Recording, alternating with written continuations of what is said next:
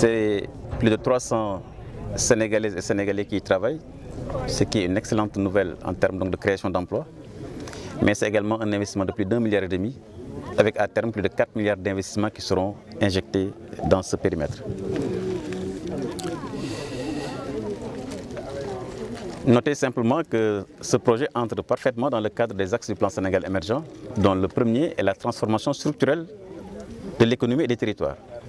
Il y a 3 ans de cela, cette zone ne comportait pas toute cette activité.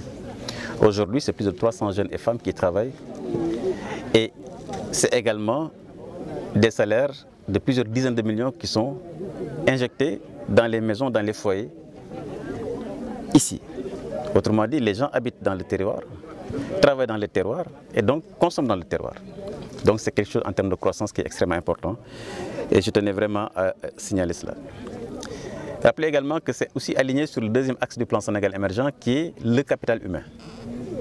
Parce que le projet est en train de construire également un centre de formation et de perfectionnement sur les techniques agricoles. Et c'est un centre qui va former justement des jeunes et des femmes aux techniques culturelles, à l'emmagasinement ou en sachage, puisqu'on va mettre également ici une unité de conditionnement pour que justement la production qui est faite ici réponde aux normes internationales. C'est aussi aligné sur le troisième axe du plan Sénégal émergent qui est la gouvernance économique et sociale, puisque c'est un projet qui a été fait en concertation avec les populations, la mairie et les services de l'État. Donc c'est la raison pour laquelle vous avez vu l'enthousiasme des populations, puisque c'est leur projet. Et je dois rappeler qu'en 2008, quand nous étions en campagne électorale pour les élections municipales et locales de 2009, c'était une des demandes des populations locales. Parce qu'elles quittaient ici le matin, prenaient des cars à 4 h du matin pour aller au-delà de la région de Thiès pour aller travailler. Et ils m'avaient dit à l'époque, nous ce que nous souhaitons, nous avons du foncier, nous avons de l'eau, nous souhaitons avoir le même projet ici. Et c'est ainsi que nous avons donc entrepris les démarches et ce qui a amené donc le projet Alliance agricole.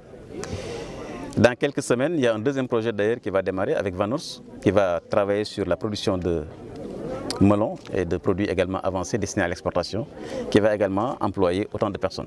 Donc à terme, il faut calculer entre 600 et 1000 personnes qui vont travailler dans cette zone, justement autour des techniques agricoles extrêmement modernes avancées. Pour voir notre démarrage, nous sommes dans la deuxième année de production.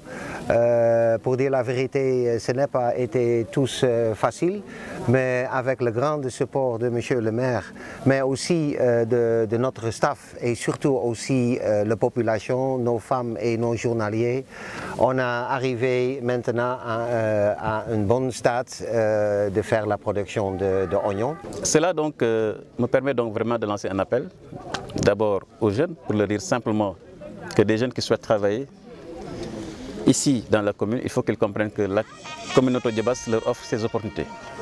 Tout jeune qui souhaite travailler aujourd'hui dans l'agriculture, dans la transformation agricole, il a sa place dans ce terroir.